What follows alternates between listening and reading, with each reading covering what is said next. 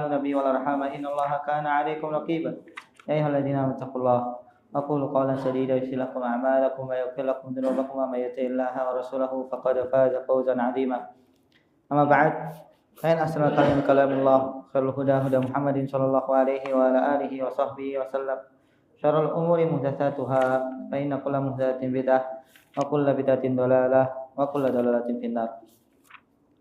Bapak sekalian, jamaah salat maghrib majelis Ihsan, semoga Allah Subhanahu wa taala memberikan kepada kita kasih sayangnya. Alhamdulillah segala puji bagi Allah Subhanahu wa taala pada kesempatan malam hari ini. Yang semoga Allah Subhanahu wa taala berikan kepada kita taufik untuk menghiasi akhlak yang mulia. Karena kajian kita kali ini sebagai pengganti kajian Ustaz Abu Hafaf Musa mulia di hafizallah ta'ala wa ra'ah, kita membahas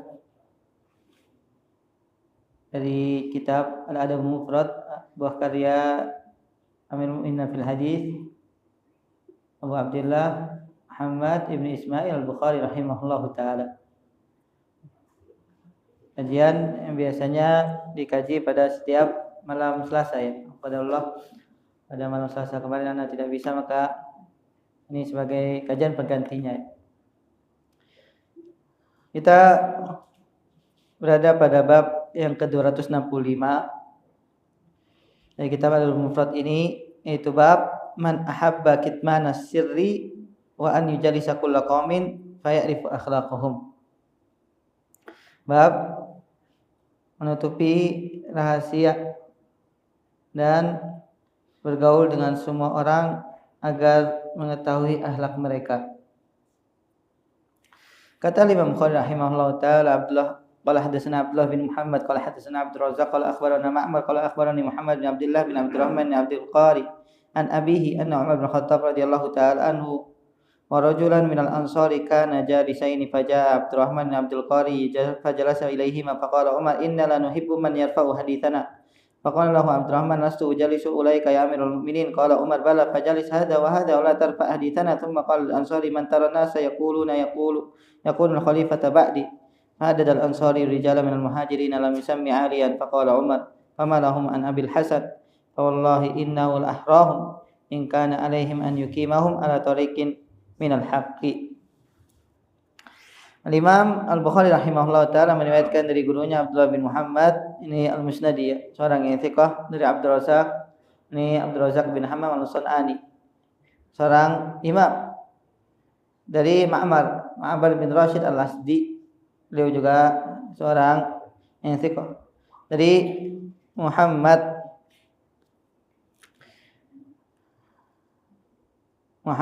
ibn Abdullah ibnu Abdurrahman ibnu Abdul Qari. Ya mas, kalimat Allah Subhanahu wa taala, Muhammad bin Abdullah ini dikatakan oleh para ulama adalah seorang yang majhul. Seorang yang majhul yang tidak diketahui kredibilitasnya dalam meriwayatkan hadis. Ada ulama yang mengkategorikan Muhammad ini majhulul ain. Ada yang meriwayatkannya hanya Ma'mar. Dan tidak diketahui bagaimana periwayatan hadisnya. Dia mengatakan ini majhul hal. Kulli hal, jika kita dapati dalam sebuah riwayat ada seorang perawi yang majhul, maka hadisnya menjadi hadis yang dhaif. Jadi hadis yang dhaif. Dan jangan sekalian Allah Subhanahu wa taala, hadis ini juga atau asar ini didhaifkan juga oleh Syekh Al-Albani rahimahullahu taala. Didhaifkan oleh Syekh Al-Albani rahimahullahu taala. Tapi sebagian ulama mengatakan maknanya mana yang sahih. Mana yang sahih. Suatu hari Abdurrahman bin Abdul Qari duduk bersama orang-orang. Ini ayahnya dari Muhammad ya. Sama Umar bin Khattab dan seorang laki dari kaum Ansar. Lalu datanglah Abdurrahman dan duduk bersama keduanya. Umar lalu berkata, kami tidak suka orang yang menyiarkan pembicaraan kami. Kami tidak suka orang yang menyiarkan pembicaraan kami. Abdurrahman berkata, aku tidak duduk bergabung dengan orang yang seperti itu, wahai Amirul Mukminin. Lalu Umar radhiyallahu anhu berkata, baik, duduklah engkau bergabung sama orang ini dan janganlah engkau menyiarkan pembicaraan kami. Lalu Umar radhiyallahu taala anhu berkata kepada orang Ansar, siapakah yang engkau ketahui orang-orang yang mengatakan akan menjadi khalifah setelahku? Lalu orang Ansar itu menyebutkan sejumlah nama dari kaum Muhajirin kecuali Ali. Umar lalu berkata, mengapa mereka tidak menyebutkan Ali bin Abi Thalib? Kunyahnya siapa? Abul Hasan. Demi Allah, ia adalah orang yang paling pantas di antara mereka. Jika ia memimpin mereka, ia akan bawa mereka kepada jalan hak, ke jalan yang benar. Ya, sekalian Allah Subhanahu wa taala, ini di antara adab ya dalam majlis, walaupun asar ini dhaif, tapi beberapa hadis yang kita bahas sebelumnya menunjukkan seorang hendaknya dia menjaga rahasia orang yang menitipkan rahasia kepadanya. Bagaimana Hudzaifah radhiyallahu taala anhu itu menjadi penjaga rahasianya siapa? Rasulullah sallallahu alaihi wasallam. Dan Hudzaifah radhiyallahu taala anhu tidak membeberkan rahasia Rasulullah sallallahu alaihi wasallam. Ini merupakan sifat seorang yang beriman. Di antara faedah yang kita bisa ambil dari atar ini, di antara adab dalam majlis adalah tidak menyebarkan rahasia setelah beranjak dari majlis. Akan tetapi hendaknya seorang tetap menjaga pembicaraan yang terjadi dalam majlis tersebut. Bagaimana dalam hadis disebutkan Nabi SAW bersabda, al-majalisu bil amanah. Majlis adalah dalam keadaan amanah orang-orang yang ada di dalamnya. Walaupun ini juga hadis diperselisihkan tentang kesahihannya. Di samping itu menyebarkan nasihat termasuk faktor paling besar akan terjadinya permusuhan dan pertengkaran. Jadi terkadang ada hal-hal yang tidak perlu didengar oleh orang lain. Hingga kalau seandainya tersebar, akhirnya justru menimbulkan apa? Permusuhan, perselisihan. Yang seharusnya dijaga pembicaraan di majelis tersebut saja. Tidak perlu keluar kemana? Ke orang-orang yang tidak mengetahui akan apa yang dibicarakan. Apalagi di zaman sekarang, zaman sekarang Allah Subhanahu wa taala, zaman media sosial ya. Sekali di-share akhirnya apa? Bisa menyebar mana-mana. Maka hendaknya bertakwa kepada Allah Subhanahu wa taala. Jangan sampai pembicaraan yang seharusnya hanya pada orang-orang yang ada di majelis tersebut keluar. Hingga yang terjadi adalah fitnah zaman sekarang Allah Subhanahu wa taala. Baik. Kita lanjutkan bab tentang hati-hati at-tu'adah bil umur. Bab ke-266, bab at-tu'adatu fil umuri. Bab kecermatan dan hati-hati dalam segala hal.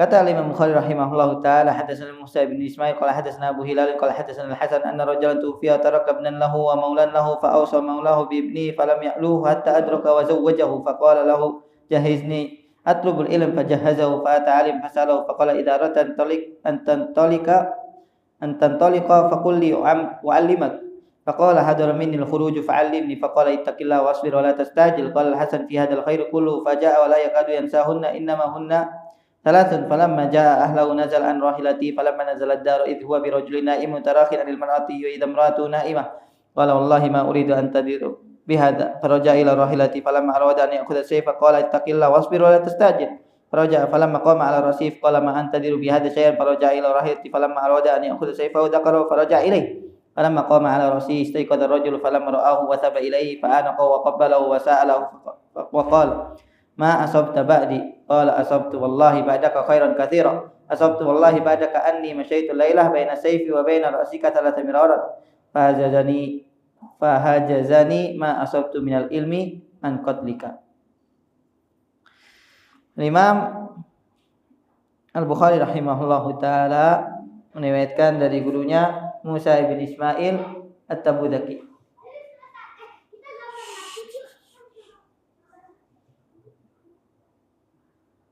Telah menceritakan kepada kami Musa ibn Ismail At-Tabuzaki, seorang yang thiqah. Qala hadatsana Abu Hilal. Abu Hilal namanya Muhammad ya. Namanya siapa? Muhammad ibn Sulaim. Wathaqahu ba'dul ulama wa qala Ibnu Ma'in saduqun. Beberapa ulama menganggapnya thiqah seperti Salah Ibn Abi Hatim. Tetapi Imam Yahya bin Ma'in mengatakan orang ini saduq. Abu Hilal saduq. Qala hadatsana Al-Hasan. Telah menceritakan kepada kami Hasan. Ini Hasan bin Abil Hasan Al-Basri, seorang imam tabi'in yang mulia. Yang kata para ulama kebanyakan perkataannya itu mengandung hikmah. Di antaranya yang sering Anda sampaikan perkataan yang sangat hikmah dari beliau ya. La yakhafun nifaq illal mu'min. Tidak ada yang takut kemunafikan kecuali orang yang beriman. Wala ya'manu minan nifaq illal al-fasiq awil fajir. Dan tidaklah ada seorang yang merasa aman dengan kemunafikan kecuali dia orang yang buruk. Dan perkataannya banyak sekali dikumpulkan oleh para ulama. Di antara yang paling bagus dalam mengumpulkan perkataannya adalah Imam Ibnu Jauzi. Dalam kitab beliau menuliskan khusus biografi tentang Hasan Ibn Abil Hasan Al-Basri rahimahullahu taala dalam kitab khusus. Antum mau membaca perkataannya Hasan Al-Basri bisa rujuk dari kitabnya Imam Ibnu Jauzi. Atau sudah terjemahkan belum? Di rumah anak alhamdulillah. Anna rajulan tufiya, bahwasanya ada seorang laki-laki wafat dengan meninggalkan seorang putra dan seorang laki-laki bekas budaknya yang sudah dimerdekakan. Ia mewasiatkan kepada bekas budaknya itu agar mengurus putranya. Akan tapi ia mengabaikannya hingga ia dewasa dan menikahkannya. Anaknya itu berkata kepada bekas budak ayahnya ya, berilah aku persiapan untuk mencari ilmu. Maka bekas budaknya ini, maula ayahnya ini menyiapkannya. Lalu ia mendatangi seorang yang alim dan bertanya kepadanya. Orang alim itu berkata kepadanya, ya habis nih, coba baterainya.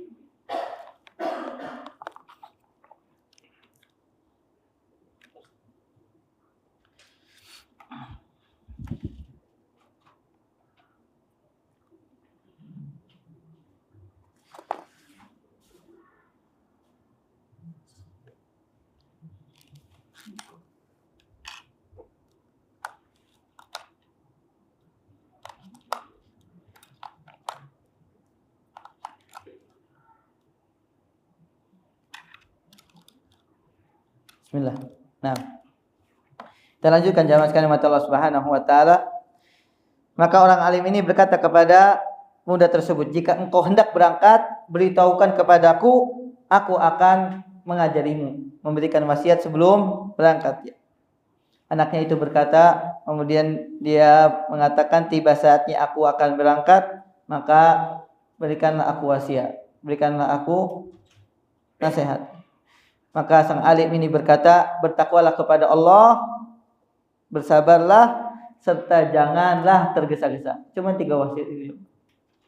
Ittaqullah, bertakwa kepada Allah, kemudian bersabar, dan yang ketiga apa? Jangan terburu-buru, jangan tergesa-gesa. Wala tasta'jil. Kata Hasan Al-Basri rahimahullahu taala, ketahuilah 3 hal ini semuanya merupakan kebaikan. Bahkan terkandung seluruh kebaikan. Maka datanglah anak itu setelah menuntut ilmu ya, dan nyaris tidak pernah melupakan ketiga hal tersebut. Pulang dari menuntut ilmu, kembali lagi kepada keluarganya. Ketika turun dari kendaraannya, kemudian masuki rumahnya, ternyata didapati istrinya bersamanya seorang laki-laki yang tidur agak berjauhan di dalam kamarnya. Dan istrinya juga sedang tidur. Ia berkata, demi Allah, kata budak ini, aku tidak akan menunggu kesempatan ini kecuali apa? Ingin membunuh laki-laki tersebut. Kemudian dia kembali ke tunggangannya karena disitulah pedangnya.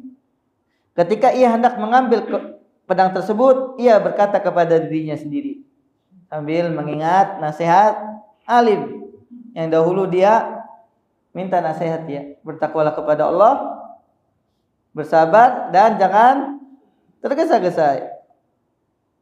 Lalu ia kembali ke rumah itu. Ketika ia berada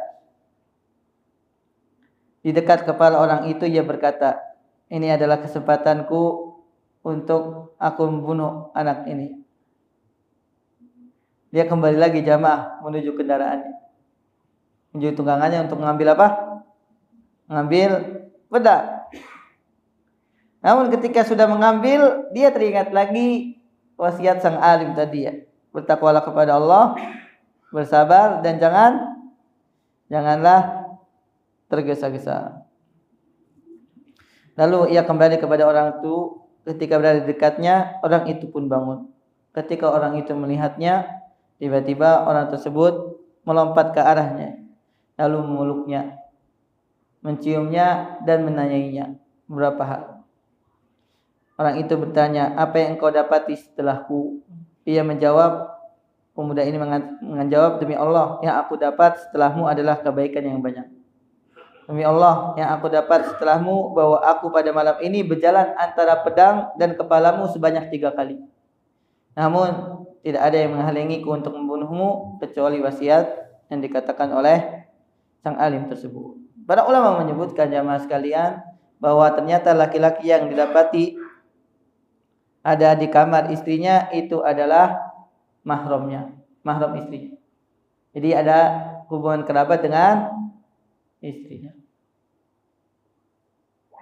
Jadi bukan orang lain. Dan jamaah sekalian mata Allah Subhanahu wa taala, asar ini adalah asar yang hasan. Asar yang hasan insyaallah taala. Dari kisah ini kita bisa mengambil pelajaran di antaranya apa? Jangan tergesa-gesa. Bersikaplah tenang. Karena ternyata kalau seandainya dia terburu-buru untuk membunuhnya, maka bisa jadi dia akan mendapatkan qisas. Nah, hukum membunuh balasnya ini merupakan akhlak yang terpuji jamaah sekalian. Seorang hendaknya memiliki ketenangan. Seorang tidak tergesa-gesa dalam menghadapi sebuah permasalahan.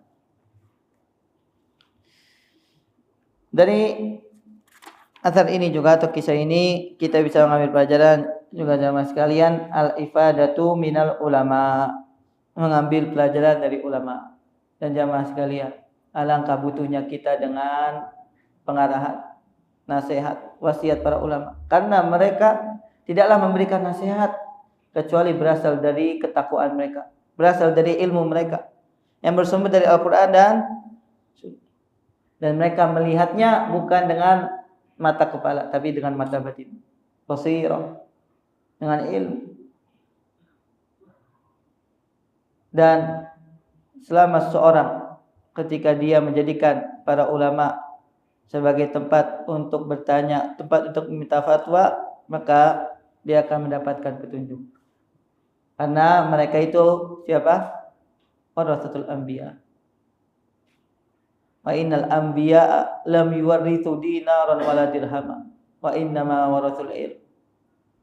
Karena sesungguhnya para nabi itu tidak mewariskan dinar dan juga dirham, tapi mewariskan ilmu. Faman akhadahu faqad akhadha bihadzin wafir. Barang siapa yang telah mengambil ilmu, maka dia telah mengambil perbendaharaan yang banyak. Dan siapa lagi yang mengambil warisan para ulama, warisan para nabi kecuali para ulama. Maka jamaah sekalian mata Allah Subhanahu wa taala, ayo kita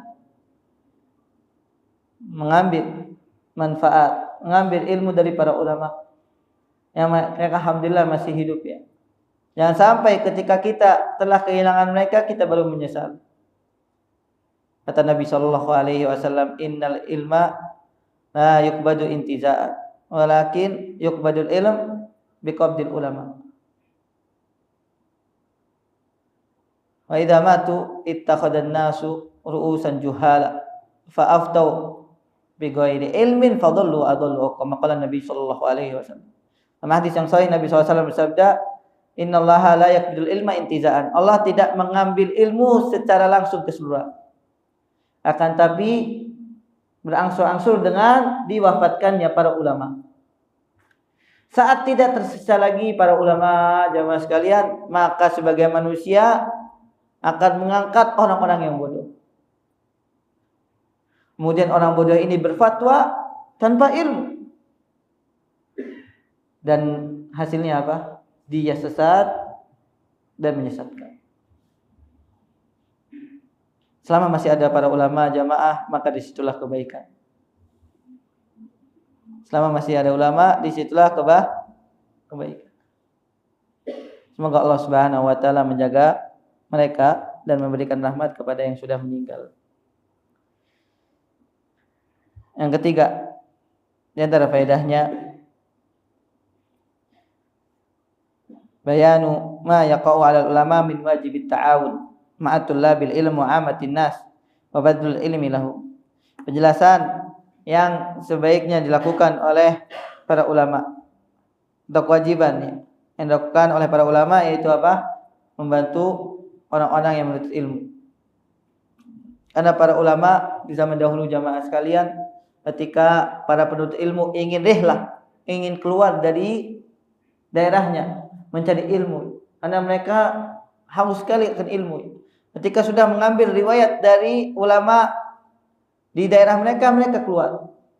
Dan tidaklah mereka para penuntut ilmu keluar kecuali meminta nasihat. Siapa yang aku akan ambil ilmunya dari daerah pula, daerah la. Dan ini tugasnya para ulama yang memberikan taujih, yang memberikan gambaran atau kabar di mana mereka akan mengambil ilmunya. Nah, ini kewajiban para ulama. Bagaimana tadi penuntut ilmu akhirnya mengambil pelajaran dari perkataan para ulama tersebut. Taib, yang keempat, ahamiyatu istisaratil ulama wa ahamiyatul istifadati minhum war ruju' ilaihim wa adamul khuruji an ara'im wa talabul wasiyati minhum. Ini pentingnya meminta pendapat para ulama dan mengambil istifadah, mengambil manfaat faedah dari mereka dan kembali kepada mereka dan meminta wasiat kepada mereka, karena mereka adalah cahaya jamaah sekalian mata Allah Subhanahu wa taala. Di antara faedah juga yang disebut oleh Syekh Muhammad Ruslan adalah apa? Ini penting jamaah yang berkaitan dengan akhlak. Talabu ta'allum lil amal. Seorang itu menuntut ilmu untuk diamalkan, bukan untuk berbangga-bangga jemaah. Ana ilmunya paling banyak, ana ngajinya paling lama, ana udah senior misalnya. Kalau bahasa di antara ikhwan itu ikhwan kibar katanya. Ikhwan senior ya ikhwan. Nah, ilmu itu diukur dari bagaimana dia mengamalkan. Lal bahati walal mufakharah. Tidak untuk berbangga-bangga, untuk disombongkan, saya seorang alim. Wa hadza minan niyatil mundhabitah inda talibil ilm, dan niat untuk mengamalkan adalah niat yang sangat terukur ya. Niat yang sangat harus dimiliki oleh seorang penuntut ilmu. Antakuna niyatuhu an ya'mala bima yata'allam.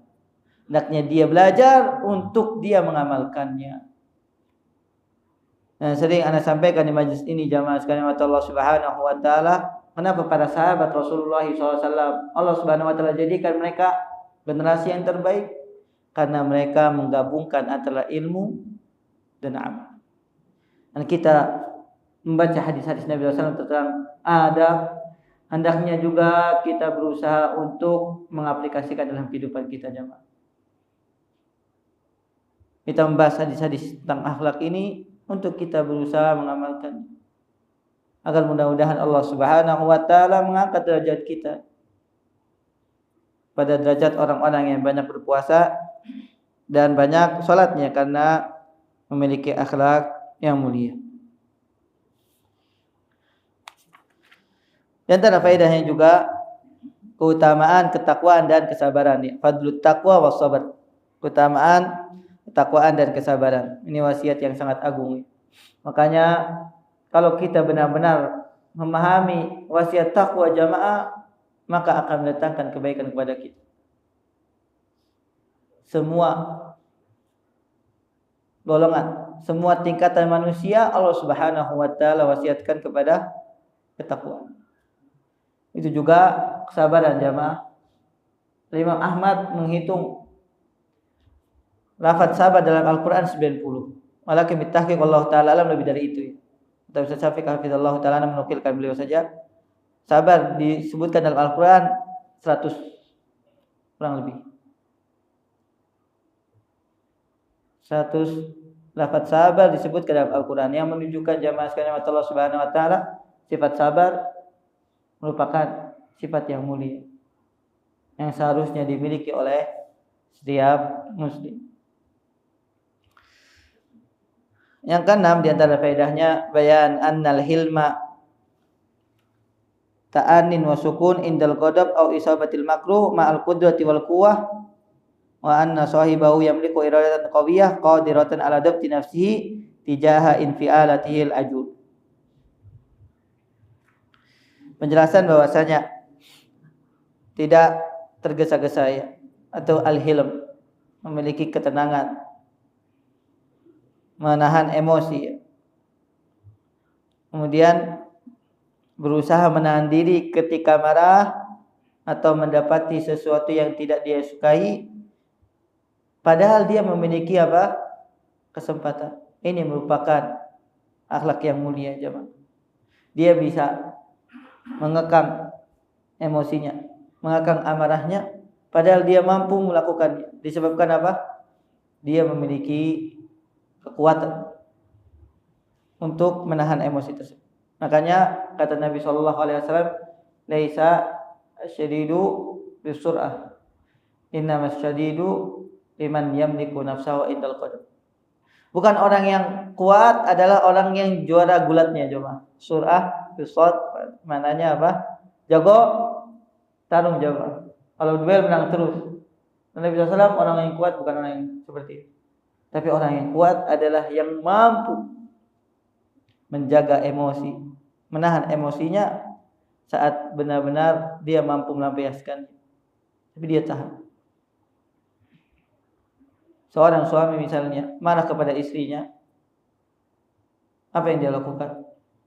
Bukan keluar jurus apa? Kungfunya jamaah. Lagi misalnya taekwondonya. Seorang suami ketika berdiri dia duduk. Kalau dia duduk masih marah dia berbalik. Kalau enggak hilang juga jamaah, ambil air wudu salat. 2 rakaat. Ini kayak akan amarah itu meledak. Atau kalau masih juga melihat istrinya, wallah ini kesel banget ada yang lihat istri, keluar dia bang. Atau Syekh Anis Thahir sebagaimana anda dengar ya, di syarah beliau tentang hadis ini. Seorang laki-laki ketika keluar rumah setengah jam, sejam, insya Allah setelah itu akan reda amarah. Sebagaimana yang dilakukan siapa? Ali bin Abi Thalib radhiyallahu ta'ala ketika Fatimah membuat dia marah. Siapa yang enggak kenal Ali? Seorang pendekat, seorang pejuang ya Pak. Kalau mukul orang sudah bukan hanya wanita, ya laki-laki aja habis sudah. Tapi yang dilakukan Ali bin Abi Thalib keluar. Tiduran di mana? Di Masjid Nabawi. Ketika Nabi SAW datang ke rumah Fatimah, aina zaujuk, di mana suamimu ya. Kata Fatimah, anak enggak tahu. Maka Nabi SAW mencarinya, ternyata Ali bin Abi Thalib sedang tidur atau rebahan ya di masjid. Maka dibangunkan oleh Nabi SAW, kum ya Aba Turab, kum ya Aba Turab. Bangunlah, wahai bapaknya tanah, bangun. Kata Ali bin Abi Thalib, tidak aku dapati kunyah yang paling aku sukai kecuali kunyah yang diberikan Nabi SAW kepadaku, Abu Turab. Itu seorang laki-laki coba. Bukan ketika marah habis sudah istrinya, mukanya gambarin, tonjok. Nah, seorang laki-laki dia mampu menjaga amarahnya. Allah Subhanahu wa taala firman apa? Wasari'u ila maghfiratin min rabbikum wa jannatin 'arduha samawati wal ardu uiddatil muttaqin alladzina yunfiquna fis sarra'i wad dharra'i wal kadhiminal ghaidha wal 'afina 'anil nas wallahu yuhibbul muhsinin. Di antara sifat orang yang bertakwa yang Allah Subhanahu wa taala siapkan baginya surga, al-kadhibinal ghaidha, yang mampu menahan amarahnya. Padahal dia mampu mengeluarkannya, mampu melampiaskannya, tapi dia tahan. Nah, ini adalah ciri orang-orang yang memiliki akhlak yang mulia.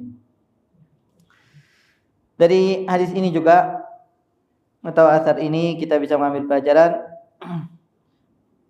bayanul akibatil mahmudah wa thamarati thayyibah lil amali bi hadir Rasul sallallahu alaihi wasallam. Penjelasan tentang akhir kesudahan yang baik dan buah yang indah bagi mereka yang mengikuti petunjuk Rasulullah SAW. Dan jamaah sekalian Allah Subhanahu wa taala, semakin seseorang mengikuti Nabi sallallahu alaihi wasallam, maka dia akan mendapatkan keberkahan dalam hidup.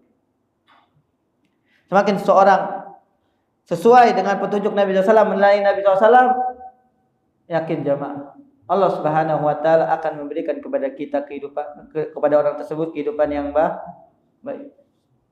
Karena tidaklah Nabi SAW kecuali memberikan teladan kepada kita dengan teladan yang baik. Allah Subhanahu wa taala berfirman, laqad kana lakum fi Rasulillahi uswatun hasanatun liman kana yarjullaha wal yawmal akhir wa dzakarallaha katsiran. Dari asar ini juga kita bisa mengambil pelajaran. Ini banyak banget jamaah. Beliau menyebutkan ada 14 ya. Ana ambil sebagiannya saja. Di antaranya dalilun ala anna khairul a'mali shalihah talabul ilmi syar'i la siyama ma kana minhu fardhu ainin.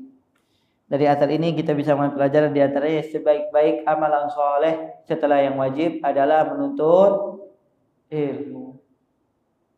Karena dengan menuntut ilmu jamaah, Allah Subhanahu wa taala akan berikan petunjuk kepadanya. Kalau seandainya dia tidak mendapatkan apa yang dikatakan oleh sang alim tersebut, ya, apa yang dia lakukan? Tapi karena dia mendengarkan petuah, mendengarkan nasihat dari sang alim tersebut, karena dia menuntut ilmu, Allah Subhanahu wa taala berikan kebaikan padanya. Dari asar ini juga kita bisa ambil pelajaran jamaah.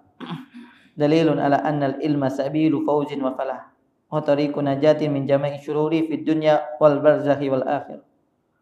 Dari asar ini juga kita bisa mengambil pelajaran bahwasanya ilmu adalah jalan menuju kemenangan, menuju kebahagiaan, dan jalan keselamatan dari seluruh keburukan dalam kehidupan dunia dan juga akhirat. Maka jamaah di majelis ini ana mengajak kepada diri ana dan juga kepada jamaah sekalian, ayo kita terus menuntut ilmu. Ana disitulah akan datang kebahagiaan, akan datang keberuntungan jemaah, akan membentangkan kepada kita jalan keselamatan. Apalagi semakin hari, semakin tahun, fitnah akan datang semakin besar. Kalau seorang tidak memiliki senjata yaitu ilmu bisa jadi ya terjerumus ke dalam fitnah jamaah sekalian nikmat Allah Subhanahu wa taala. Termasuk bisa, Bu. Nah, itu beberapa faedah. Sebenarnya masih ada, cuman kita ringkas saja. Kita masuk bab yang selanjutnya, masih dalam bab at-tu'adah fil umuri. Qala rahimahullahu taala hadatsana Abu Ma'mar qala hadatsana Abdul Warith qala hadatsana Yunus an Abdurrahman bin Abi Bakrah an Ashaj Abdul Qais qala qala li an-nabiy sallallahu alaihi wasallam inna fika la khuluqaini yuhibbuhumallah. Qultu wa ma huma ya Rasulullah? Qala al-hilmu wal haya. Qultu qadiman kana aw haditha? Qala qadima. Qultu alhamdulillahilladzi jabalani ala khuluqaini ahabbahumallah. Imam Bukhari rahimahullah taala meriwayatkan dari gurunya Abu Ma'mar, dari Abdul Warith, dari Yunus, dari Ibnu Abi Bakrah, dan mereka semua Allah taala alam adalah orang-orang yang thiqah. Maka hadis ini adalah hadis yang sahih. Dari Ashaj Abdul Qais. Allah, sudah masuk waktu Isya. Kita dengar azan terlebih dahulu.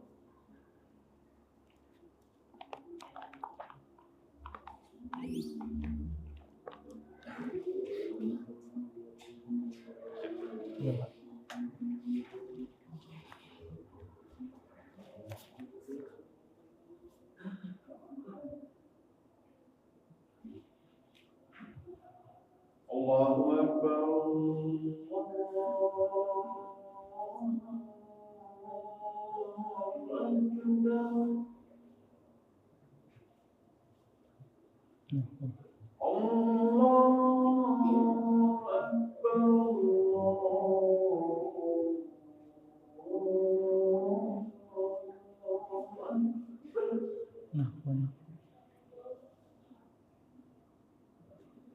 أشهد أن لا إله إلا الله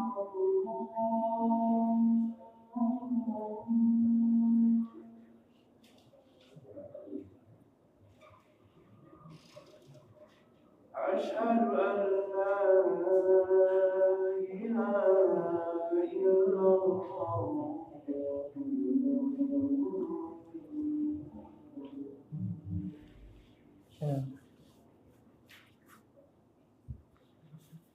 أشهد أن محمد رسول الله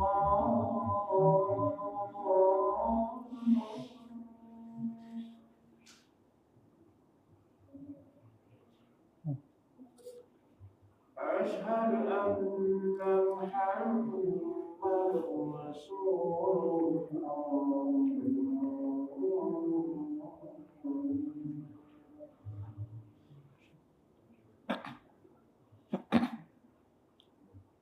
حي على الصلاة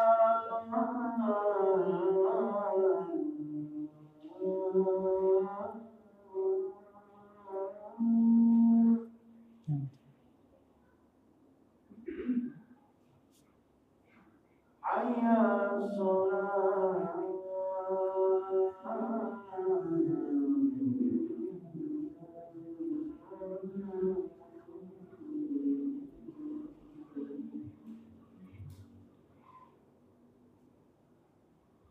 حي على الفلاح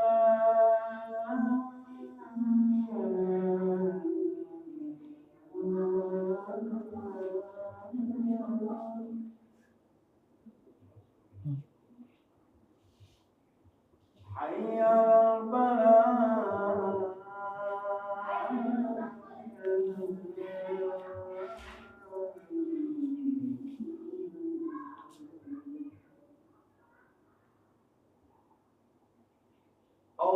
الله أكبر الله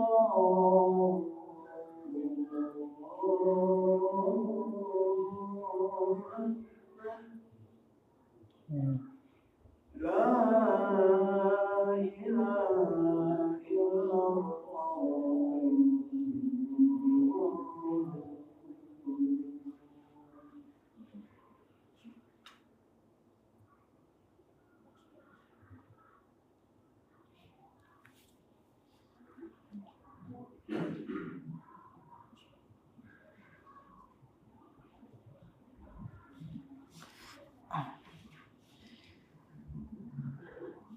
Alhamdulillahirabbil alamin. Sallallahu alaihi wa sallam Nabiyina Muhammadin wa ala alihi wa ashabihi wa tabi'ahum bi ihsanin ila yaumiddin wa ba'd. Ya, sekalian Allah Subhanahu wa taala. Abu Ma'mar, guru dari Imam Bukhari, ini namanya Ismail ibni Ibrahim ibnu Ma'mar, beliau seorang yang thiqah. Itu juga Abdul Waris ibn Abdul Majid At-Thaqafi, beliau juga seorang yang thiqah. Dan Yunus bin Yazid Al-Aidi, beliau juga adalah seorang yang thiqah. Dari Abdurrahman bin Abi Bakrah, seorang tabi'in yang mulia, anak dari sahabat yang mulia Abu Bakrah radhiyallahu taala. Dari Asyad Abdul Qais. Asyad ini adalah julukan. Asyad adalah seorang yang memiliki luka di kepalanya atau di wajahnya, dan dia memiliki bekas. Apa istilahnya jemaah? Ya, pokoknya orang yang punya bekas di kepala atau di wajahnya, luka, itu dikatakan julukannya adalah Al-Asyad. Nama aslinya Munzir ibn Aid Al-Asari Al-Abdi, seorang sahabat yang mulia. Nabi SAW pernah bersabda kepadaku, sungguhnya pada dirimu dua sifat yang dicintai oleh Allah Subhanahu wa ta'ala. Maka aku bertanya, apa itu hai Rasulullah? Beliau ditanya, ya. Maka jawaban Nabi SAW, al-hilmu wal-anah, sikap santun dan malu. Itu bisa diterjemahkan sikap hati-hati, ya, cermat. Qultu qadiman kana au haditha. Akhlak ini sejak dahulu atau baru aku memilikinya? Maka kata Nabi SAW, akhlak tersebut sudah sejak dahulu. Maka aku mengatakan alhamdulillah yang telah memberiku dua akhlak yang mulia ini, yang membuat dicintai oleh Allah Subhanahu wa ta'ala. Ya, sekalian Allah Subhanahu wa ta'ala, ini merupakan hadis yang mulia, ya, tentang keutamaan seseorang memiliki sifat al-hilmu, itu yang mampu menjaga emosi, nahan amarah, kemudian tidak tergesa-gesa dalam perkaranya. Dan juga di sini disebutkan apa? Al-haya, yaitu sifat malu. Dalam riwayat ini disebutkan yang dicintai oleh Allah Subhanahu wa ta'ala adalah apa? Sifat malu dan juga sifat al-hilm. Dan Nabi SAW ditanya oleh Al-Asyaj ini, ya Rasulullah, apakah akhlak ini Allah Subhanahu wa ta'ala berikan sejak dahulu atau baru aku mendapatkannya? Maka kata beliau SAW, Allah Subhanahu wa ta'ala yang memberikannya. Allah Subhanahu wa ta'ala yang memberikannya. Ini berarti kita bisa mengambil pelajaran kalau dalam riwayat ini jamaah sekalian, bahwa sifat al-hilm dan juga al-haya dan sifat malu adalah sifat yang dicintai oleh Allah Subhanahu wa ta'ala. Dan orang yang memilikinya maka akan dicintai oleh siapa? Allah Subhanahu wa ta'ala. Dari hadis ini juga kita bisa mengambil pelajaran, akhlak itu terbagi menjadi dua akhlak seseorang. Yang pertama jibilli, akhlak yang Allah Subhanahu wa ta'ala memang sudah berikan sejak dahulu. Ada juga akhlak yang dia usahakan. Ada yang akhlak jibilli yang dari sananya memang Allah Subhanahu wa ta'ala berikan, ada akhlak yang dia usahakan. Maka kedua hal ini adalah akhlak mulia. Kalau seandainya seorang dari dulu memang orang yang santun jamaah, maka itu merupakan pemberian dari Allah. Tapi ada orang juga yang dulunya kasar, dulunya keras. Tapi ketika misalnya mengenal sunnah, mendengarkan hadis-hadis Nabi SAW tentang akhlak mulia, berubah jamaah. Malah sekarang kita dapati orang tersebut lembut, orang tersebut bisa menjaga pergaulannya, menjaga emosinya, maka ini juga merupakan akhlak yang mulia. Akhirnya dia rubah tabiatnya, kebiasaannya untuk menjadi lebih baik. Dalam hadis juga Nabi SAW pernah bersabda, walaupun ulama ada yang memperselisihkan tentang kesahihan, Nabi SAW bersabda, innamal hilmu bittahallum wa innamal ilmu bitta'allum. Hanya saja sifat hilm ini sikap lembut, tidak tergesa-gesa, itu dengan berusaha seorang terus melakukannya, maka dia akan memiliki akhlak tersebut. Begitu juga ilmu. Seorang tidak mendapatkan ilmu kecuali dia terus belajar.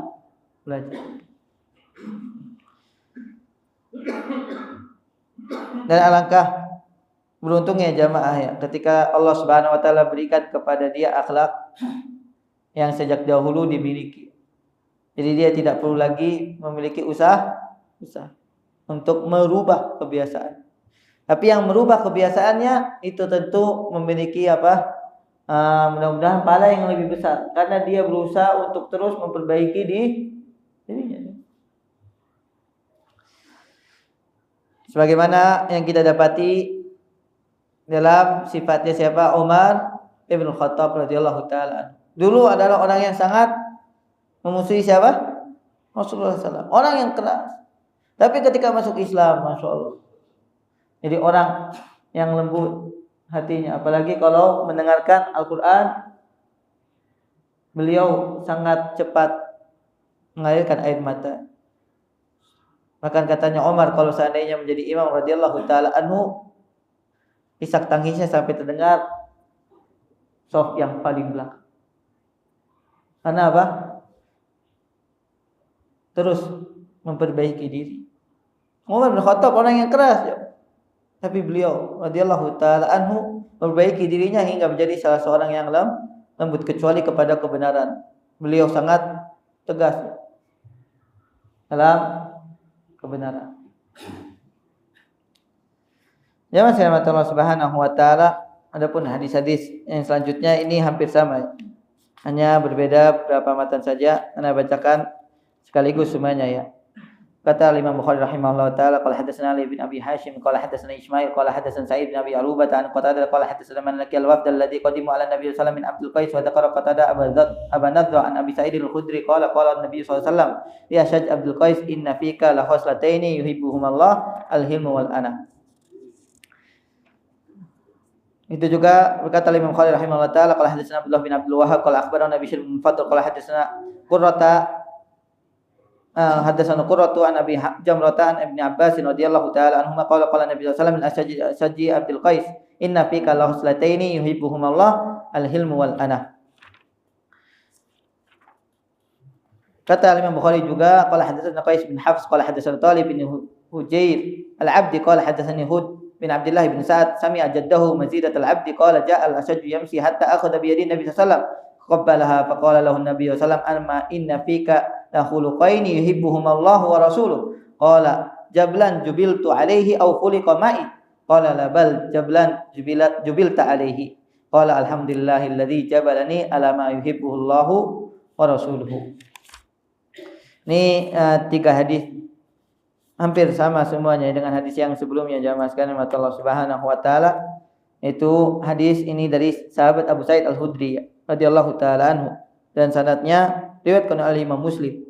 Maka tidak perlu lagi kita ragukan tentang kesahihannya. Nabi SAW bersabda, sesungguhnya pada dirimu ada dua sifat yang sangat dicintai oleh Allah Subhanahu wa taala. Kalau riwayat yang pertama al-hilmu wal haya. Kalau riwayat yang kedua ini al-hilmu wal ana. Ini sifat hilm, santun, lemah lembut dengan al-ana. Apa itu ana jamaah? Al-ana adalah sifat di mana seorang tidak tergesa-gesa. Ana itu memiliki ketenangan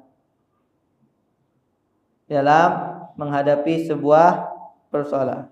Itu makna dari al-ana.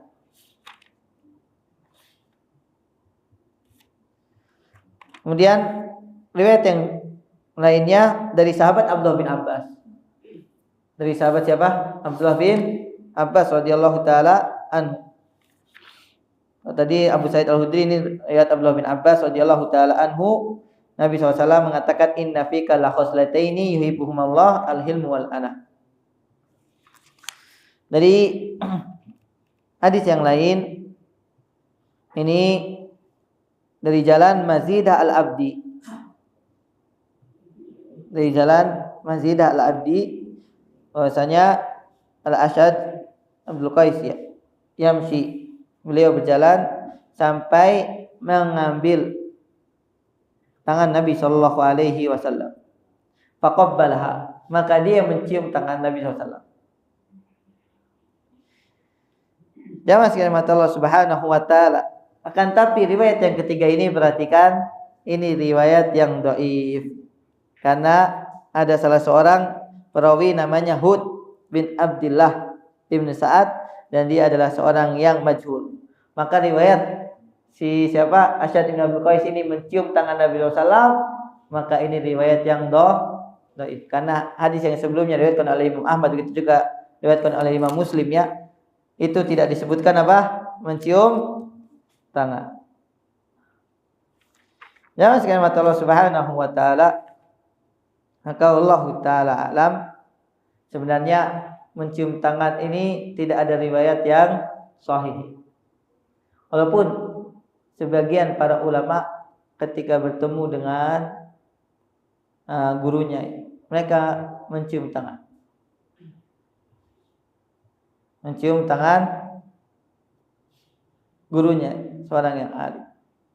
Tapi kalau Nabi Shallallahu Alaihi Wasallam dicium tangannya oleh para sahabat, Anda belum mendapatkan riwayatnya. Ketika Nabi SAW bertemu dengan Asyad ini, kembali Nabi SAW mengatakan, sungguhnya engkau memiliki dua sifat yang sangat dicintai oleh Allah Subhanahu wa taala. Tapi tidak disebutkan dua sifat tersebut. Asyad mengatakan, apakah itu diberikan oleh oleh Allah Subhanahu wa taala dari penciptaanku ya, dari dulu, atau baru aku dapatkan? Maka Nabi SAW mengatakan itu adalah tabiat yang Allah Subhanahu wa taala tanamkan pada dirimu sejak dahulu.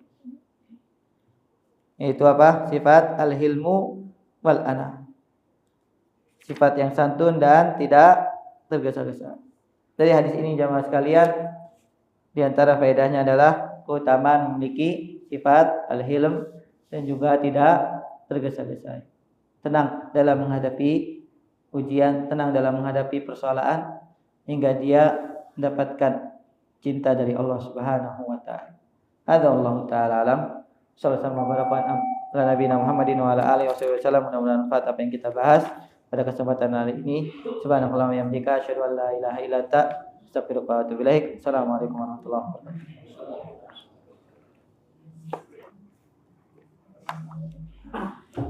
Allahu Akbar, Allahu Akbar. La ilaha illallah.